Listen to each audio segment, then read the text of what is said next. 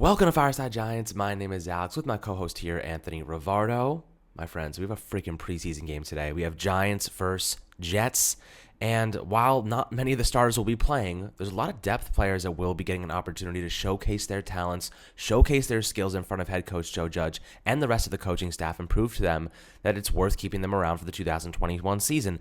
There's a couple of fringe roster players that we want to keep our eyes on. We want to give you a couple names, that you should be watching during this game, seeing how they perform, seeing if they're doing well blocking, catching the football, running the football well, defensively, and even some, expected starters that didn't get a lot of experience last year, a lot of playing time that hopefully will get their legs wet, their sea legs kind of gaining, and hopefully make some tremendous progress toward the regular season and, offer this team significant value when meaningful game does come around. But Anthony, before we dive into this preseason game, a couple of the players we want to keep our eye on today. How you doing today, my friend?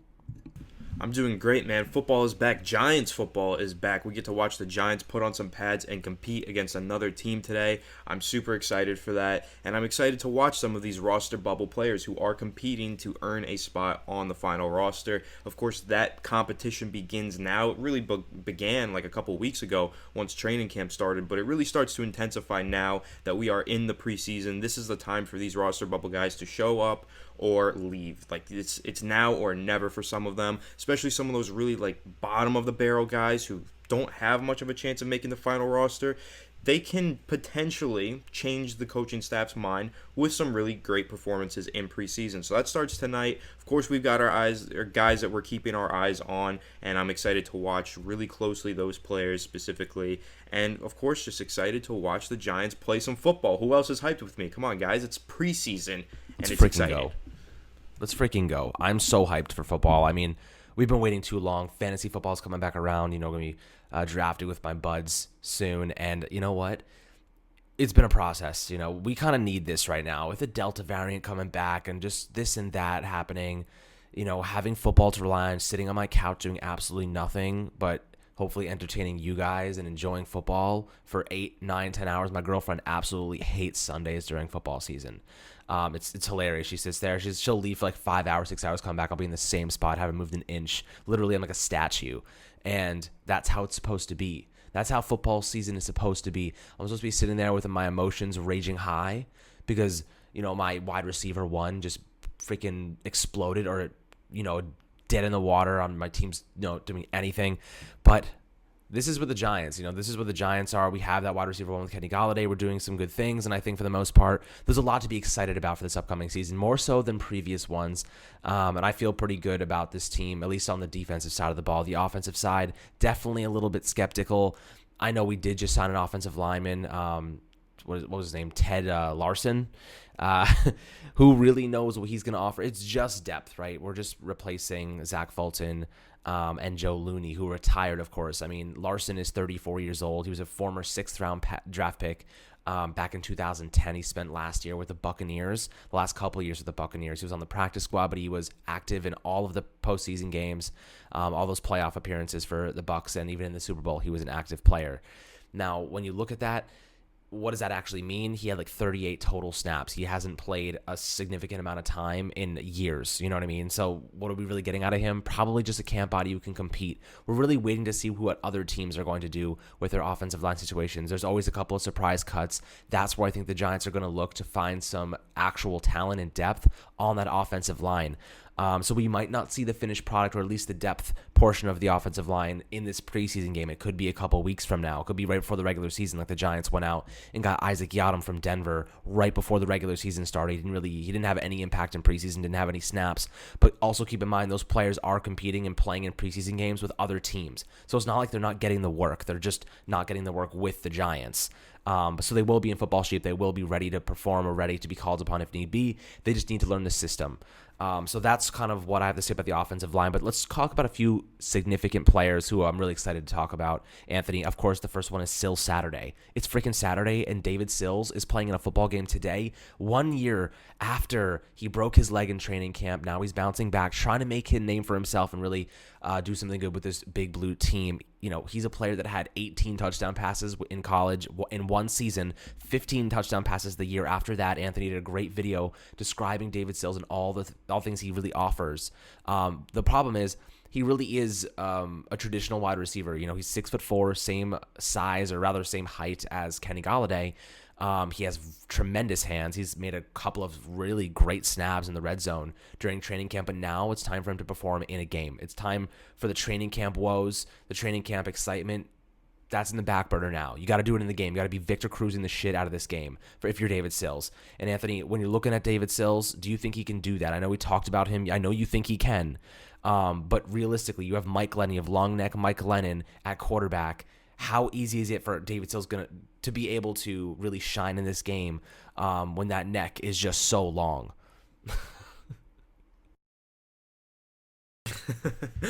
Okay, well, it's Sills Saturday. So this game is for David Sills. That is the number one player that I'm keeping an eye on. Sills Saturday. Let's go. Sills Saturday, baby. I'm so hyped to watch him play, and I do think that it will be relatively easy for him to make an impression in this game due to the fact that he should be running with the first team. He should be getting the bulk of the snaps. I believe wide receiver 1 will be John Ross because he's listed as, I believe, 4th string right now on one side, and then on the other, David Sills. So I think those are going to be your two primary receivers in this matchup, and that's really exciting because seeing those two guys, of course, I already made this clear. I think that John Ross is safe. I think he's making the roster. But David Sills, not as guaranteed. I think, him being as high on the depth chart as he was is a really good sign. But he needs to have a good preseason to put it all together and finalize his spot on the roster. Of course, you got guys behind him who are also competing. You do have Austin Mack, Alex Bachman, Dante Pettis is another name to keep a close eye on, and so is CJ Board. Those guys are going to play tonight as well. We'll see how they perform. We'll stack up their performances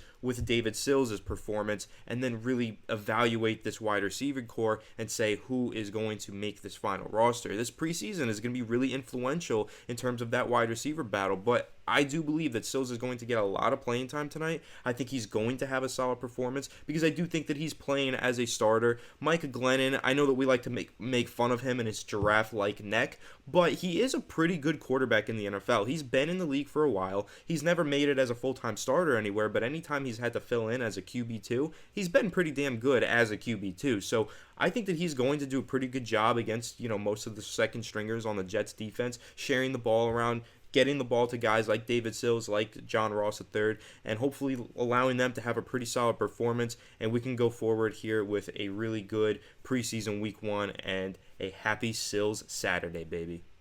I think you're spot on, Anthony. Honestly, talking about Sills, how Mike Lennon will probably get the ball to all these different receivers. And I think for the most part, the coaching staff is going to draw up plays to target these guys. It's not going to be like Mike Lennon, go out there and see what you can do. It's going to say, we want you to target these guys. We want to feed a specific number of reps and snaps to specific players because that's the whole point. The whole point of preseason is to make those adjustments, to make those sample sizes a reality. That way they can actually base this information off of something and use it to determine the roster in a couple of weeks. August 31st, 4 p.m., that's when they have to cut it down to 53 men.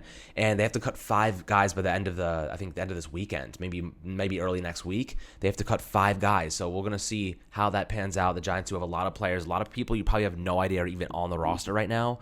But the reality is they have to make that decision in the coming days. But there is a couple other players I do want to talk about, and one of them, or really two of them at the same position, Matt Pert and Nate Solder. I do believe that the Giants' offensive line is going to get a good, at least maybe 1 or 2 drives, the starters at least, trying to get something under their belt, trying to get some continuity, some action.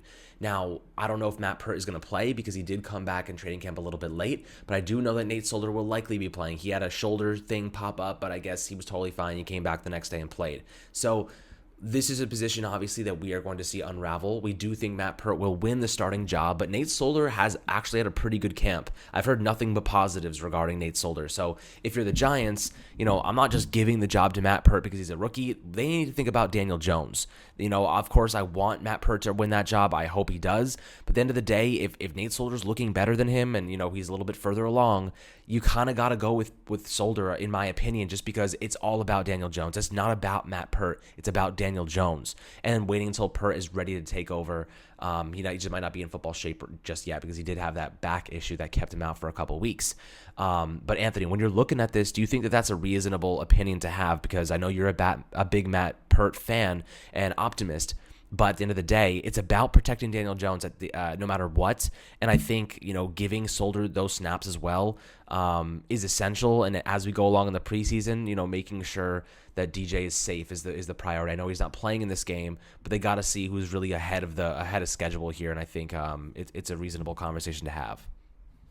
Yeah, it absolutely is, and let the best man play. Whoever's performing the best and gives the team the best chance of winning should be on the field. I know I'm talking kind of like Joe Judge. This is kind of coaches speak, but it's absolutely true. Whoever is practicing the best and earns the spot deserves the spot, and I don't want to just hand the roster spot to Matt Parrott. The reason I've been saying I think that Matt Parrott will be the starter, and the reason I'm saying I think he's going to be so good is because I'm assuming that his tangible traits, intangible traits even, are going to earn him that spot, that he is playing well enough to have that spot. I don't want Matt Parrott to just be handed the spot. Yeah, I'm a huge Matt Parrott fan. I want to see him succeed. I want to see him be the starter. But he has to earn that. He can't just be given that title of starting right tackle. He's going to have to go into practice and training camp, compete against Nate Solder, and win that starting spot. I do think that he will win the starting spot, but nothing's set in stone until the final depth chart is released in September. So we will see who plays the best between now and September, either Matt Parrott or Nate Solder. Either way, I'm super pleased with both of those guys. I think that they're both pretty good talents at this stage of Nate Solder's career. He's an excellent swing tackle to have, an excellent depth piece to have, which is something to say for the Giants because we are complaining quite frequently about the lack of depth on the offensive line. But Nate Solder is a very good depth piece at tackle, left side and right side. So I'm very happy with him being on the roster. And then, of course, happy with Matt Parrott because he is a young guy with a ton of potential who I think can be a long-term starter. So both of those guys I'm happy with. I'm just excited to see who does win the starting job. It looks like Matt Parrott will win the starting job. He's been getting the majority of the starting reps, and Nate Solder has been working in with the twos and occasionally with the ones. And, of course, Matt Parrott was dealing with a back injury for a little bit, so Nate Solder was filling in there. But like Alex said, there's been a lot of positive quotes regarding Nate Solder. It sounds like he's having a really good camp. But then again, let the best man win. Whoever has the better training camp and preseason outings, let's see them be the starter in the regular season so that we can get the best 5 men on the field on the offensive line this upcoming season. Right, and I will say this, I do think that they're two entirely different players, right? Nate Solder, in my opinion, a little bit longer, lankier, maybe better at handling those pass rushers that like to use bend around the outside. And then you have Matt Pert, who's more of a mauler. He's actually a big-ass dude. He gained more muscle mass this offseason, and I think he's going to be tremendous as a run blocker, but his pass blocking is okay. He has the feet, he has the frame, he has the athleticism for it. He just doesn't have all the fundamentals down, right? He just doesn't have the anticipation, I guess, to determine what a pass rusher is going to do, what move they're going to make, and his reactions to it are oftentimes a little bit delayed, and that just comes with experience. He just needs more time, and this preseason is going to be a big deal for him and his progression. Personally, that's how I feel, because they didn't have that last year, right? There were all these rookies, Thomas, Lemieux, and, of course, Pert were all just thrown into the fire. No preseason, no in-person reps, nothing. This time is going to be essential for him to really take that next step forward. But I think Nate Solder is going to give him a run for his money. I think Nate Solder is there to help them develop. He's doing whatever he can to be, someone of a positivity and a leader and a veteran in this role. But don't get me wrong. He wants to play too. He's not just giving his job away. He wants to be a potential starter, and I think that he's been showing that at least so far. And by the way, they have been working Matt Pert at left tackle as well. So both of them are capable of being that swing tackle. And Anthony, you mentioned Nate Solder, the value he brings, and because of that lack of depth that we have, Matt Pert's been working at left tackle too, which tells me they're letting that best man win. They're not giving that right tackle spot to either of them. They want Matt Pert to be ready to be able to swing to that left side and then put Solder at the right tackle if he's performing well. If he's like in the scenario that, let's say, Nate Solder starts the year at right tackle, Matt Pert, Andrew Thomas, something happens to him, they move Matt Pert to left tackle. They have Solder at right tackle. He's been playing there. They just go with the strong hands, go with the good gun. And I think that's kind of how they're viewing this. Let the best man win. This is not a team anymore where players are just being given and gifted starting jobs like it was in the past. There were players that should never have been starting. Antoine Bethea, old man, dude, basically got a cane in the backfield. I can't believe he was starting. It just did absolutely nothing for this team. This is a team like Ryan Lewis last year, a guy starting, like Corey Ballantyne. Why are you starting? This team now has so much talent and depth. We're not doing that shit anymore. It's time to put them in their place and really give them the discipline that they need to be a good team. We're not handing out jobs like it's freaking a McFlurry at McDonald's. So now we're moving forward. I want to talk about one other player, Xavier McKinney. And I want to talk about Xavier McKinney because he's a guy that missed of course he missed the preseason last year, another rookie who didn't have that experience. In addition to that, he fractured his foot, so he missed the first half of the season. I think he's going to need this preseason to get ramped up, get ready for the upcoming year. And I think it's going to be a great opportunity for him to get that aggression out because he's been very, very aggressive in practice. That's something I noticed about him. He's been very aggressive. He wants to play. He wants to fight. And I think getting him out there onto that football field, we're going to see a player that really can make an impact on day one for this Giants defense. And that three-headed monster at safety is going to be tremendous for them. I think Patrick Graham is going to do so many unique things with them, disguising coverages, blitzing, sending guys to covering running backs, tight ends, covering the seams with them. We know that he loves to use those safeties, but how is going to be the big thing. They're developing another layer to this defense now. It's going to be really exciting to see what exactly it looks like because personally, I have no idea. Patrick Graham is very good at creating so many disguises. Other professional offensive coaches cannot figure it out. So we're sitting here. There's no way we are going to be able to figure it out either before we even see it. But that's going to be so much fun to watch, Anthony. When you're looking at Xavier McKinney, do you think this preseason as well is going to be a big benefit to him?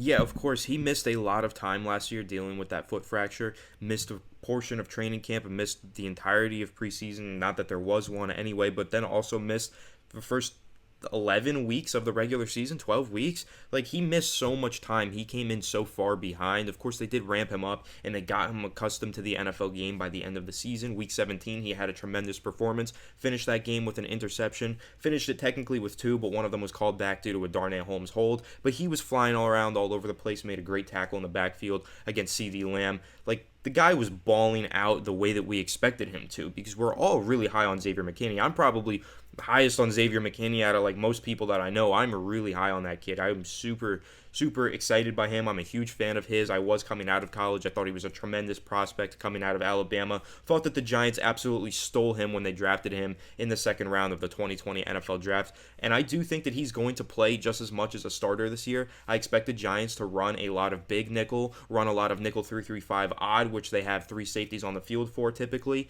They're going to get Xavier McKinney on the field just as much as a starter, and that's really exciting. He's going to get an expanded role, but he's not used to that expanded role just yet. He has about 1 to 2 games experience playing as much as a starter, and that's again because the Giants were playing so much big nickel and so much nickel 3-3-5 that he was on the field so much, and you're going to see that this season, but he's got to get used to being on the field that much more than just a 2-game span. So you're going to see him probably play in the preseason, play a good portion of the preseason games, and start to get accustomed to playing that strong safety role that Jabril Peppers is used to, and then probably also moving into the box and playing some linebacker as well to try and fill in just in case, God forbid, if Jabril Peppers goes down with an injury at any point this season. We need someone to play that role because the role that Jabril Peppers plays in this defense is so important, so pivotal and crucial for the defense's success. He plays a role that nobody else on that defense could play except maybe Xavier McKinney, but he has never played that role. So let's see if he has the ability to do that in the preseason. Try him out in that role there. That's what I'm going to be watching for with Xavier McKinney. Are they putting him in the box? Are they actually going to have him play more of the rangy free safety role, which I don't think necessarily fits his playing style, but they have had him do it before. So that's what I'm curious to see with Xavier. Where are they playing him in the preseason, and does that translate to the regular season, or is that just them testing him and seeing where exactly he fits the best, and can he play multiple roles on the defense, which I do believe he can. I just think he's going to work best as a traditional strong safety, moving into the box, but also playing deep, that kind of thing, man marking tight ends and slot receivers, because that's what he did at a top tier level in his collegiate career at Alabama. So super excited to see exactly how Xavier McKinney is used, and of course, getting hyped to see him play in the regular season, a starting level of snaps, and I do believe he can be low-key one of the best players on this defense as soon as this year. I mean, that's music to my ears. That's would be tremendous to see him in that role already, because we know he has the talent for it, but he just needs to put it together and just needs the extra reps. I mean, that last game against the Cowboys, he looked like a bona fide starter, right? He looked like a really great defender. I think he had 7 tackles in that game, an interception, a pass breakup, and then he had that insane tackle for a loss against CeeDee Lamb where he blasted Dalton Schultz. And it got CeeDee Lamb in the backfield. We know how elusive Lamb is, and he still managed to burst through that. A tight end who was twice his size, and then take the receiver down, who's a very good receiver. So really excited to see how McKinney continues to develop here. And there's a couple other players I do want to hit on, one of them being Corey Clement. Apparently, he's looked better than Devontae Booker. And I know Devontae Booker is the RB2, but I think Clement's going to get a roster spot. And I think he's going to, if Devontae Booker is not doing too well, if he's fumbling, I know he fumbled a couple times during camp. I think he fumbled also during the FanFest practice. So he's kind of had his ups and downs. Now the Giants can look at Corey Clement and say, you're a good receiving back. You can pick up some nice yards. He's won a Super Bowl with the Eagles. He's a pretty solid player. I'm not gonna say I really just don't think he's gonna get cut. I think he's gonna be a pretty good asset for us. Behind Saquon, because they're going to ease Saquon to the season. They need that change of pace back. I think Clement can offer value as a receiver, and I think he's a tough son of a gun. I think he can be a good pass blocker too. So for the most part, I think he's a guy I want to keep an eye on, see how he performs compared to Devontae Booker. Anthony, are you also thinking the same things? I know Clement has gotten some good reviews so far during camp. Yeah, I'm keeping an eye on Corey Clement, specifically because he is a backup running back who contributes on special teams. He did contribute quite a bit on special teams when he was with Philadelphia. So I'm curious to see how they use him in that role, if he is playing a lot of special teams for the Giants in the preseason. And then, of course, I'm also interested in Gary Brightwell, 6th-round pick of this year's draft, another running back just to throw into the mix and keep an eye on. Very young guy who has quite a bit of potential, but has not realized any of it yet because he hasn't been practicing too much. I believe he's been dealing with some nagging injuries that have kept him off of the practice field for the majority of the summer, but he's trying to ease his way back in, and this kid is at an uphill climb. Like, if he wants to make the final roster, he's going to have to really show out in the preseason because we haven't seen enough of him in training camp due to injury, and he also isn't the most exciting prospect. He's kind of one of those guys that the Giants were like, you know what, this guy's probably going to be an undrafted free agent, but we might as well just take a draft pick on him and secure him just because we know that there's other teams that are going to prioritize signing him as well. So yeah, we could have had Trey Smith. So that's dumb. That's now very now true. We're like, why didn't we do that? Yeah, Trey Smith looks really good at Chiefs camp, dude. That's what I'm saying. It's just out. dumb. Like that. Okay, we've had a couple of good draft picks, but that was a dumb ass move. And I don't think anyone can justify the fact that we passed on an offensive lineman and who was supposed to be a 2nd or 3rd round pick, and he dropped to the 6th round. You take a chance. It's freaking Gary Brightwell. I wish the best for him. Of course, I want him to be the best player the Giants have ever had. But in terms of value and how little depth we had, it seemed like a dumbass move now. Yeah, and I don't disagree with you at all. I actually completely agree with you. I really wish that they did take the chance on Trey Smith. I understand that there were some medical question marks, but listen, guys, we really needed some depth, and at the very least, he would have been depth on the offensive line. But now that we've seen him practice at Chiefs camp, it looks like he probably could have won a starting job on this offensive line. So, it sucks. We didn't get Trey Smith. Can't go back in history. Can't really, dwell on the past too much. I know plenty of people do that for the 2018 draft. I don't want to do it for this year's draft, so not trying to take any shots, but you know what I'm saying. And with Gary Brightwell, of course, like Alex, I want to see him succeed. I want to see him be an all-star, but unfortunately, I never really saw that from his college tape. I never really thought that he could be that tremendous of a player. Barkley. And we do have Saquon Barkley. We have enough assets at the running back position. Yeah, Gary Brightwell, I mean, unless he really shows up in preseason, just looks like the next Saquon Barkley, I don't really see him making this roster, so that's why I'm keeping an eye on him. Let's see how he performs. If he does well, maybe he can earn a spot on the roster. Does he perform on special teams? Maybe that can earn him a spot on the roster. But right now, it's looking pretty bleak for Gary Brightwell, so that's why I'm keeping an eye on him to see if he can kind of change the narrative, turn things around, and maybe win a spot on the roster. Yeah, I mean, personally, I just don't think he has the right opportunity. The Giants probably made a mistake with that one, but end of the day, we only got what we got, and we're just talking about the team. We're not making those decisions, so maybe they know something that we don't. But let's move on to another player here. And I do want to talk about maybe one or two more guys. One of them being Tay Crowder. I think he's a guy that second linebacker spot, big question mark for this Giants team. I don't really know if they have, a bona fide starter in mind, but I do think that Tay Crowder should get the first crack over Devontae Downs, who they cut and then brought back as a camp body. He's currently in the unofficial depth chart listed as that second linebacker. And at the same position, Carter Coughlin. That's a guy I want to see what he can do, because Carter Coughlin's making that transition over to middle linebacker, really weak side linebacker. I don't think he's going to be the best pass coverage linebacker, but he can stop the run well. He can rush the passer as this kind of spy they like to use against mobile quarterbacks. A lot of teams have those mobile quarterbacks now. Having Carter Coughlin as that weak side linebacker spy who can blitz and do other things is going to be really good. He's a rotational guy. He's a guy that can play a specific role. We saw what he did against Russell Wilson, so I do want to see him take that next step forward and really adapt to the new position that he has. But at the same time, Tay Crowder, a guy I want to watch, see what he can do.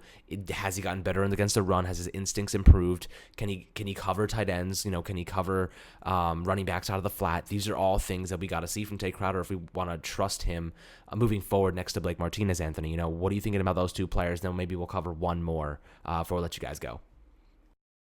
Yeah, I mean, I'm really excited to see what Carter Coughlin does playing this inside linebacker role, because this was a guy who was really good as a pass rusher in college. I think he had, I don't know how many sacks he had. I don't remember the number off the top of my head, but the guy was really productive as a pass rusher in college, and I was definitely excited to watch him play for the Giants this past season. He did a lot of things in a versatile role, playing on the edge, moving around, playing a lot of QB spy, a lot of QB contain, and getting after the quarterback a pretty decent amount. So I like Carter Coughlin's game. I'm excited to see how he makes this transition. Not 100% sure why they're having him make this transition, but I think maybe we'll see it through once we see the final product on the field. And I'm excited to see at least the rough draft of the product on the field tonight, hopefully. And of course, with Tay Crowder, Mr. Irrelevant last year, what's his role going to be? I do think that he is going to continue to be that weak side linebacker and play more of that coverage role, and while Blake Martinez plays more of that run stuffing role. But the thing is, Tay Crowder is going to play a good portion of snaps, correct,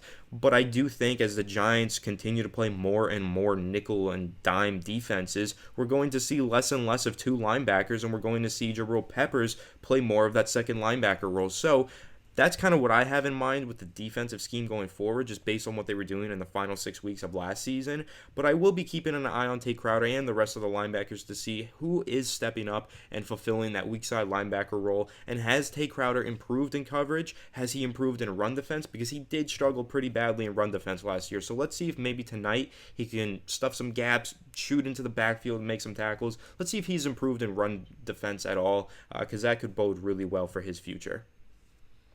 Exactly. That's exactly what I have in mind, and I want to see that him improve and really take that next step forward. But let's take a look at two more players, both at the outside linebacker position, Lorenzo Carter and Azeez Ojulari. I'm not sure if Ojulari is going to play tonight. I know he's been kind of dealing with some nicks and knacks, but as far as I know, Anthony, do you know anything different? I believe he's going to be active. I haven't heard much about Azeez. I know that Lorenzo Carter is not playing because he has been dealing with some injuries. Joe Judge said he's not playing, along with Daniel Jones and some others. But yeah, it is. But I understand, because he is. Joe Judge explained he is working back from that Achilles injury, so they do have to take their time with him, which is absolutely true. But Azeez, I know he's been dealing with nicks and knacks, but I don't know exactly what he is planning on doing tonight. I don't know what the Giants' plan with him tonight is. I guess it's kind of just a wait and see. I haven't heard that he's not playing, but I also haven't heard that he is playing. And since he has been dealing with injuries, we really don't know. We'll find out tonight. I'm excited, though, if he's out there. You guys know how high I am on Azeez Ojulari. I'm hyped to watch him play. So if he's out there, I'll be rooting for him and pretty excited to watch him play. Yeah, I mean, it's just crazy to me that, like, we went out and got all these new outside linebackers and literally none of them are available. Like, we don't know if Azeez is playing. Lorenzo Carter's not playing. Ocean Jimenez isn't playing. Ellerson Smith isn't playing. Maybe Ryan Anderson. I believe he'll be playing. Afadi, but he's not even really a traditional outside linebacker, more of a 4-eye interior sub-package guy. And then, of course, Azeez, who we literally are just not sure what's going on with him. Nonetheless, during hopefully future preseason games, we will see most of these guys get on the field and what they can do and accomplish. But that outside linebacker spot, it's a rotation. We want to see some guys stand out. We want to see some players really, reach for the stars. And I think Trent Harris is another one. Anthony, you mentioned this in the last episode. Trent Harris is a guy to keep your eye on. He's quietly been making an impact during camp, heard some good things about him, and he's going to get a lot of those snaps tonight because, one man's trash is another man's treasure. These guys are injured. Those snaps go to Trent Harris, and maybe he can make something happen. Maybe Nico Lalos makes something happen like he did last season, the regular season. Made a few big plays there, Anthony. So do you have any last thoughts on Trent Harris or any of these guys before we wrap up?